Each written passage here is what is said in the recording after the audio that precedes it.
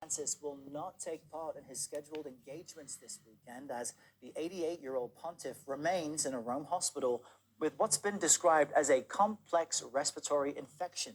Following the latest for us from Rome is CBS News senior foreign correspondent Seth Doane. Seth, what more can you tell us about the Pope's condition?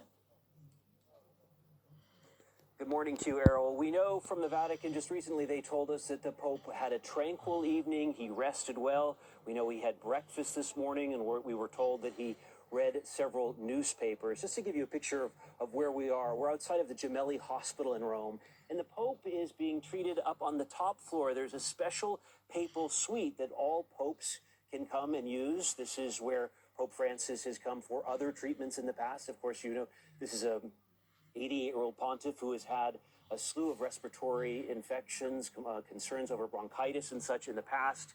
We saw him breathless over the last couple of weeks. On the 6th of February, we were told he had bronchitis. On the 14th, he was brought here to Gemelli Hospital for tests that couldn't be done at the Vatican, and he has been given orders for rest here. And what we're getting is very, very little information from the Vatican here and there, so you have to really kind of read in where you can. We understand he had breakfast today, so that leads you to believe that he is not on a respirator. We understand yesterday, though, from the Vatican that they called it a complex clinical picture when describing the Pope's condition.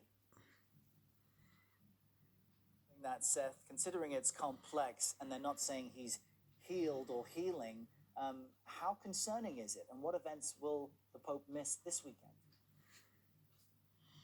Well, on the concerning factor, Errol, we got a little bit of context from our own Dr. Lepuc, who said whenever you have an 88-year-old man hospitalized with a lung infection, that is a serious cause for concern. We also got a few details from the doctors here that this is not just one pathogen in the lungs, but it's multiple pathogens, or at least more than one, meaning treating that could be more complex. We also know this is of course, pneumonia is always a concern here, and we know that in the past, the Pope has had pneumonia. He had part of his lung removed when he was a young man. So this is a Pope that we have seen is prone to these sorts of infections. In terms of what he's missing, there was an event with deacons for the Jubilee year on Saturday that has been canceled. He was supposed to preside at a mass on Sunday that will now be presided over by an archbishop.